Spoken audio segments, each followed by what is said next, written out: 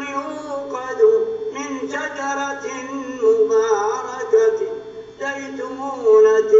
لا شرقية ولا غربية يكاد زيتها يضيء ولو لم تمسسه نار نور على نور يهدي الله لنوره من يشاء ويضرب الله الأمثال للناس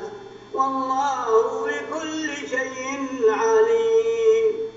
في بيوت